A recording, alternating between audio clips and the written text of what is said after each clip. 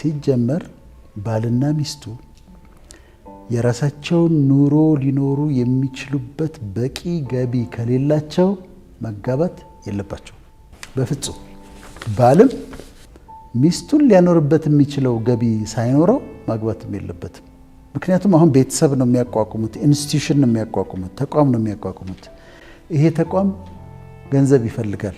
ቤት ኪራይ መክፈል አለባቸው፣ እህል አስቤዛ መግዛት አለባቸው።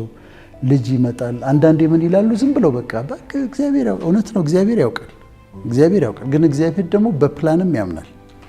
ስለዚህ ፕላን አድርገው ቢያንስ ራሳቸውን ችለው የሚኖሩበት ነገር ሳይኖራቸው ባይገቡ ጥሩ ነው። ግን መሰረታዊ ነገር ማሟላት ከቻሉ፣ ቤት ኪራያቸውን ከከፈሉ፣ ትራንስፖርት ካላቸው፣ እንደው እህሉን ምኑን የሚገዛዙበት ነገር በቂ ነገር ካላቸው ይህን አዘጋጅተው ነው መግባት ያለባቸው። ያለበለዚያ እኮ መፋጠጥ ነው። ገብተው ቤት ኪራይ መጣ፣ ይሄ መጣ፣ ራሱ ይህ ጭንቀቱ ስትረስ ያመጣል ትዳሩ ላይ። ቤት ኪራይ በተጠየቁ ቁጥር የሚከፍሉት ከሌላቸው እና ገና ስትራግል የሚያደርጉ ከሆነ ከተጋቡ በኋላ ደስታ ማጣት፣ እርካታ ማጣት፣ ጭንቀቱ ወደ ጭቅጭቅ ይወስዳቸዋል። ስለዚህ አንዱ ደግሞ ሰዎች ማድረግ ያለባቸው ምንድነው? ወደ ትዳር ከመግባታቸው በፊት ትዳር ውስጥ ሲገቡ ሊኖሩ የሚችሉበት ነገር እንዳላቸው እርግጠኛ መሆን አለባቸው። የግድ በእንደ ሀብታም ሆነው አይደለም ወይ መኪና ገዝተው ቤት ገዝተው ምናምን አይደለም። መሰረታዊ ቤዚክ የሆነው ነገር ግን መሟላት አለበት። ቢያንስ ቤት ኪራያቸውን መክፈል ይችላሉ፣ ጤፍ መግዛት ይችላል። ምግብ እንግዲህ ቤዚክ እነዚህ አይደሉ። ቤቱን ከቻለ ምግባቸውን ከቻሉ፣ ትራንስፖርት ስራ የሚሄዱበት ካላቸው፣ ከዛ ደግሞ ልጅ ሲመጣ ወተት የሚገዙበት መኖር አለበት።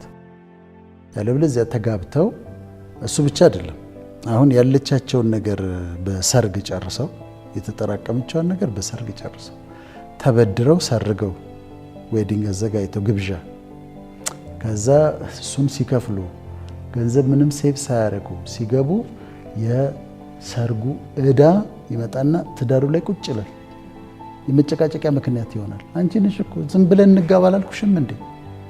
እንትን ዝም ብለን ተፈራርመን እንጋባ አንቺ ነሽ ሰርግ ይሁን ያልሽ። ታዲያ ሰርግ እንደዚህ ከተጀመረ አርጊመንቱ ስለዚህ ጭቅጭቅ ያመጣል። ከዛ ደግሞ በኑሯቸው ማሸነፍ ሲያቀታቸው ስራ ከሌለው ገቢ ከሌላቸው እና ተጋብተው ትዳር እሱም ሌላ ጭንቀት ያመጣል። ጭንቀቱ ትዳራቸው ላይ ተጽዕኖ ይኖረዋል። ቤቱ በጣም ማይመች ከሆነ ቤቱ በጣም ጠባብና እንደው በጣም የማይመች ከሆነ ባለፈው እንዳነሳ ነው ቬንት ለማድረግ ስሜታቸውን እንኳን ለመግለጽ ያስቸግራቸዋል። አሁን ከቅድሙ ነጥብ ጋር የተያያዘ ነው። ትንሽ ተዘጋጅተው ትንሽ ፋይናንሻሊ ደህና ሆነው ቢያገቡ ደስ የሚላቸው አይነት ቤት ንጹህ ቤት ተከራይተው ቢኖሩ ደስ ይላል። ግን ያለ ጊዜው በቃ እንጋባ በቃ ይሁን እባክህ ምንድነው ያለብን ችግር የለም ተባብለው ተጋብተው ከዛ አንድ ሊፈርስ የደረሰ ሰርቪስ ውስጥ ገብተው ከሽንት ቤት አጠገብ ያለች አንድ ሰርቪስ ውስጥ ገብተው እዛች ውስጥ ትዳር መስርተው ብዳምን አይመችም። they have to prepare ዲሰንት የሆነ እንደው በኢትዮጵያ አቅም እንደ ጥሩ ኑሮ መኖር ከባድ ቢሆንም እንደው ንጹህ የሆነች ቤት ሊኖራቸው ይገባል። እሷም ቤቴ ነው ብላ ደስ ብሏት የምትኖርበት ቤት ያስፈልጋታል። ባላት አቅም ወንበሯን ገዝታ ምን ብላ ቡናዋን አፍልታ ወጧን ሰርታ ምን ብላ የምትኖርባት ትንሽዬ ዲሰንት የሆነ ነገር ያስፈልጋቸዋል። የማይመች ከሆነ ግን እሱም ሌላ የመጣያ ምክንያት ነው የሚሆነው። የቤተሰብ ጣልቃ ገብነት ደግሞ አሁን ከሚያፋቱ ነገሮች አንዱ የቤተሰብ ጣልቃ ገብነት ነው። ቤተሰቦቻችን ማወቅ ያለባቸው ነገር አለ። ልጄ ትዳር ስትመሰርት እሱ ባሏ ነው፣ እሷ ሚስቱ ነች።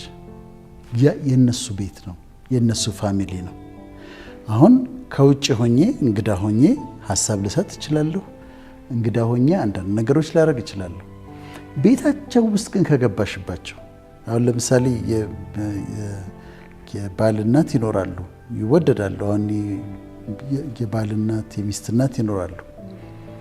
ቤት ውስጥ ገብተው ጣልቃ ገብተው ኩሽና ውስጥ ገብተው የሚደረግ ያለው ለትሬኒንግ ምንም አይደለም፣ ለማሰልጠን ከሆነ ግን ይሄኛው ለምን እንደዚህ ሆነ፣ ይሄኛው ለምን እንደዚህ አልሆነም፣ ልጄ እኮ አልበላም፣ ልጄ እኮ ከስቷል፣ ልጄ እኮ እየተጎዳ ነው ምናምን የሚሏት ከሆነ ከዛ እሷ ደግሞ ትፈራለች። ባሏ እንዳያዝን ጸጥ ብላ ትችላለች። ግን ይጎዳቸዋል፣ በጣም ይመረራሉ። አባትየውም መጥቶ ምንድነው ልጄን እኮ እንትን አረካት፣ ምንም አላረክላት፣ እንዲያልሆንላት እያለ ጣልቃ ከገባ ይረብሿቸዋል። አንዳንዱ ቤት ክፍት ነው። እህቶች ይገባሉ፣ ወንድሞች ይገባሉ፣ አባት ይገባል፣ እናት ይገባል። ለመለያየታቸው ለመመረሯ ሚስትየዋ ለመመረሯ ምክንያት ይሆናል። ባልየውም ለመመረሩ ምክንያት ይሆናል። ግን እቺ ኒውክሊየስ ባል ሚስት የሚወልዷቸው ልጆች ፋሚሊ እንደሆነች ኒውክሊየር ፋሚሊ እንደሆነች ማወቅ አለባቸው። ባውንደሪያቸውን ማክበር አለባቸው። የሚገቡበትን ርቀት መለየት አለባቸው እንጂ በጣም ከገቡባቸው ውስጣቸው ችግር ይፈጠራል። ስለዚህ እነሱም ገና ሲጋቡ አሁን ትዳር ለማሳመር እንደ ፋሚሊ ተነጋግረው ምን ያህል ነው የአንቺ ቤተሰቦች እኔ ጋር የሚገቡት፣ ምን ያህል ነው የኔ ቤተሰቦች ኖ ማለት አለበት። ባል ሚስቱ ላይ ቤተሰቦቹ መጥተው እህቶቹ ኢቭን እናት መጥተው እሷን ሲቀጠቅጧት ይሃስቱ ሴ ነው መገላገል አለበት። እሷ ዝም ልትል ትችላለች፣ ግን እሱ መገላገል አለበት። እሷም ባሏ ላይ መጥተው የእሷ ቤተሰቦች የፈለጉትን ኮሜንት ሲናገሩ በአሽሙርም ይሁን በምንም ይሁን አይቻልም ማለት አለበት እና ማህበረሰቡን መማር አለበት። ይሄ ከባውንደሪን ክልሉን ማወቅ እና ጣልቃ ለመግባት ያስፈልጋል። ሃይማኖት ልዩነት መጀመሪያ ተጋብተው ሊሆን ይችላል፣ የተለያየ እምነት ያላቸው ሰዎች፣ ወይም ደግሞ ከተጋቡ በኋላ እሷ ቀይራ ሊሆን ይችላል ወይ እሱ ቀይሮ ሊሆን ይችላል። አሁን ምሳሌ እንውሰድ። ባል የተዋህዶ እምነት አማኝ ነው፣ ሚስት ፕሮቴስታንት ነች ወይም ተለወጠችና ፕሮቴስታንት ሆነች። እንዴት ነው የሚኖሩት? በትክክል ካልያዙት ወደ ጠብ ያመራቸዋል። ግን አንደርስታንድ ከተደራረጉ፣ ለምሳሌ ሚስት ቸርች እሄዳለሁ ትላለች፣ ቸርች ትሄዳለች፣ ኳየር ውስጥ ትገባለች፣ የኳየር ጥናት አለኝ ትላለች፣ ዲያቆን ትሆናለች፣ ቤተክርስቲያን ውስጥ አገልጋይ ዲያቆን ነኝ፣ ዛሬ ቀድሜ ነው መሄድ ያለብኝ ትላለች፣ ኮንፈረንስ አለ ዛሬ ቸርች መሄድ አለብኝ ትለዋለች፣ ተንበርካ ትጸልያለች። ባል እዛ ጋር ሆኖ የሃይማኖት ልዩነቱ አይደለም፣ የእሷን ነገር ካጣጣላባት፣ አንቺ ዝም ብለሽ ተንበርከሽ ማልቀስ ነው እንዴ? ይሄ ነው እንዴ እምነት ብሎ ካጣጣላባት፣ ምንድነው ቸርች የምትይው አንቺ? የምን ኳየር የምን ዲያቆን ነው? ሴት አይደለሽ እንዴ? ደግሞ ምንድነው ዲያቆን የምትሆኚ ብሎ ካጣጣላባት፣ ኮንፈረንስ አለ ዛሬ ወይ ፓስተር ምናምን ስታነሳ የምታነሳውን ነገር በሙሉ ካጣጣላባት ትጠላዋለች። ምክንያቱም እምነቷን አታክ እያደረገ ያለው። ልክ እንደዛው እሱ ደግሞ የተዋህዶ ነው ብለናል አይደል? በተዋህዶ ደግሞ ቀኖችን መታሰቢያ ተደርገው ይቆጠራሉ። ለምሳሌ ዛሬ ሚካኤል ነው 12 ነው፣ ዛሬ የማርያም በዓል ነው 21 ነው፣ ወይ ልደታ ነው፣ ወይ ዛሬ ገብርኤል ነው 19 ነው፣ ወይ ተክለ ሃይማኖት ነው 24 ነው፣ መድኃኔዓለም ነው 27 ነው ብሎ ሲያስብ እሷ ደግሞ የእሱን እምነት የምትመታበት ከሆነ ምንድነው ቀን የምትጠራው? ምን እንትን ነው እኮ ዋናው እኮ ጌታ ነው፣ ዋናው ጌታን ማምለክ ነው እንጂ ዝም ብለህ መላእክቶች ትጠራለህ እንዴ? ጻድቃን ተክለ ሃይማኖት ትላለህ እንዲህ ምናምን እያለች ደግሞ ካጣጣለችበት ፊውሪየስ ነው የሚሆነው። ምክንያቱም እምነቱን ነው እየነካች ያለችው። የሚያከብረውን የሚከተለውን እምነቱን ነው እየነካችበት ያለችው። ስለዚህ የሃይማኖት ልዩነት ካላቸው እንዴት ነው መኖር ያለባቸው? የእሷን ያክብርላት። ትጸልያለች፣ ትጸልይ፣ መጽሐፍ ቅዱስ ታነባለች፣ ታንብብ፣ ቸርች ትሄዳለች፣ በትክክል ቀኖች ተወስኖላት ቸርቿ ትሄድ። አንዳንዱን ላትሄድ ለምሳሌ አዳር ፕሮግራም ምናምን ይባላል። እሱን ላይ ስማማ ይችላል። ታትስ ኦኬ። እሷም አታድርገው፣ አዳሩ ይቅር። ግን ቸርች ትሄዳለች፣ መጽሐፍ ቅዱሷን ታነባለች፣ ትጸልያለች፣ ማድረግ ያለባትን ታድርጋለች። ሪስፔክት ያደርግላታል። ተንበርካ እየጸለየች ከሆነ በሩን ዘግቶላት ይወጣል። እሷ ደግሞ የእሱን እምነት ታከብርለታለች። በጠዋት ተነስቶ ቤተክርስቲያን ሲሄድ ታከብራለች። የሰነፍ አስተያየት አትሰጥም። አጉል ክርክር ውስጥ አትገባም። የእሱን እምነት ለማጣጣል አትሞክርም። ታከብርለታለች። በሰላም በደስታ ይኖራሉ። ግን እሱ የእሷን ካጣጣለ፣ እሱ የእሷን ካጣጣለ፣ እሷ የእሱን ካጣጣለች ወይም ደግሞ ኮንቨርት ለማድረግ እሱን ጌታን መቀበል አለብህ ብላ ሰባኪ እያመጣች እንትን እያለች ቪዲዮ እያመጣች እሱን ኮንቨርት ለማድረግ ማቋረጥ ጥረት የምታረግ ከሆነ ሰውየው ይበሳጫል። እሱ ደግሞ እሷን ኦርቶዶክስ ለማድረግ ሊያስገድዳት በቃ ነጠላ ለበሽና የግድ መሄድ አለብን ወይ ነፍስ አባቴ መጡና ጠበል ይረጩሻል አንቺንም እንዲህ ማድረግ አለብን ነፍስ አባት ሊኖርሽ ይገባል ብሎ ካስገድዳት እሷም ትበሳጫለች፣ ያጣላቸዋል። ቢጠቃለሉ ጥሩ ነው፣ ወደ ወደዱት እምነት that's okay እንደ ፍላጎታቸው ነው። ነገር ግን 20 ዓመት ምናምን 30 ዓመት የሚኖሩ አሉ የተለያየ እምነት ይዘው ግን ተከባብረው የሱን ታከብራለች እሱ እሷን ያከብራል። ማድረግ ያለባቸው የሃይማኖት ልዩነት እንዳያጋጫቸው ይሄንን ማድረግ አለባቸው።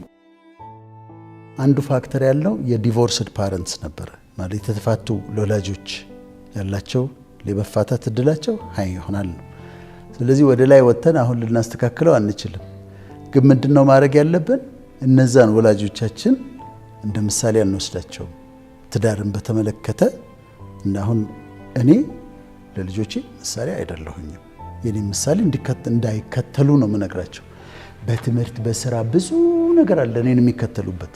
ትዳርን በተመለከተ ግን እንዳይከተሉ ያደርጋቸዋል። ፍቺ መፍትሄ እንዳልሆን እንዲያውቁ አደርጋለሁ። ከዛ የቀደመ ፍቺ የሚል እሱ ካለ የመፋታት እድሉ ሰፊ ነው ብለናል። እሱ ላይም ሁሉ ጊዜ አይደለም ያው 75% ነው። አንዳንዴ ደግሞ የሚገርም ትዳር ታያለሽ። አንድ ምሳሌ ልንገርሽ እና ፈጥናለሁ። ከዛ ልጁ ሚስት አግብቶ ሚስቱ ፈረንጅ ወደደች። አንድ ፈረንጅ ወደደች። ፈረንጅ መውደዷ ብቻ አይደለም ቤት ይዛው ትመጣለች ሰውየውን ፈረንጁ እና እራሱ አልጋ ላይ ይዛው ትተኛለች። ተሰቃየ በኋላ ተፋቱ። ከተፋቱ በኋላ ሌላ ሚስት አገባ። አውቃቸዋለሁ፣ ሚስትየውን አውቃታለሁ። እንደዚህ አይነት ሴት እኔ አይቻለሁ። ሁለተኛ ያገባት እግሩን የምታጥበው በጣም ደሞ ጫው እግሩን ታጥበው ስልሽ እንደ እንትን ሳይሆን በመንፈሳዊ ትርጉሙ ነው። በጣም የምትንከባከበው በጣም የምትወደው የምትገርም ጨዋ ሴት አገባ። ስለዚህ ሁሌ ሁለተኛ ትዳር ውስጥ የሚገቡ ደግሞ ይሄ እንትኑ ነው የሚረብሻቸው፣ ጥርጣሬው ያው እሷም እንደዛችኛዋ ነች ምናምን የሚለው ሐሳብ ነው። ስለዚህ እሱን ሐሳብ ማስወገድ አለባቸው። ትዳራቸው እንዲያምር የዛኛውን ላጌጅ ጎትተው ማምጣት የለባቸው። ያችኛዋ ማይንድ ውስጥ መምጣት የለበት። እሱ ስለሷም ሁለተኛዋ ከሆነ ያኛውን ሰውዬ ወደዚህ ጎትታ ማምጣት የለባትም። ልጅ አለመውለድ እሱም በጣም ኢምፖርታንት ነው። ልጅ አለመውለድ እኔ የሚገርመኝ ነገር ልንገርሽ፣ ልጅ አልወለዱም።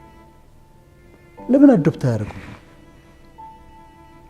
አሳዳጊ የሌላቸው በጣም ብዙ ልጆች አሉ። አምጥተው እኮ ልጃችን ብሎ እኮ ማሳደግ አለባቸው። ይችላሉ። አሁን አንድ ቴዎሎጂያን ነበረ ፈረንጅ ቪክ አንደርሰን ነው ምናምን የሚባል ቴዎሎጂ አስተማሪ ነውና 2 ልጆች አዶፕት አድርጎ ያሳድጋል። ከዛ እንጸልይልሃለን ይሉታል። ምንድነው የምትጸልዩልኝ? ልጅ እንድትወልድ። ይኸው ልጆች አሉኝ እኔ አሁን ይመጣ እንጸልይልሃለን ልጅ እንድትወልድ። እኔ ልጆች አሉኝ። በቃ በጣም ነው የሚያበሳጨው። ልጆች የግድ ከኔ ወገብ መውጣት የለባቸው። የግድ ከሷ ማህፀን መውጣት የለበትም።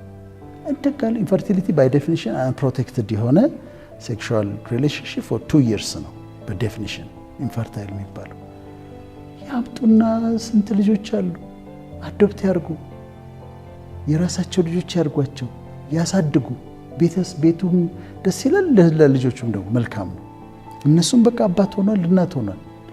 ይህንን ማድረግ ይችላሉ። ኢንፈርቲሊቲ እነዚህን ካተደረጉ የተዋበ ትዳር ይኖራቸዋል።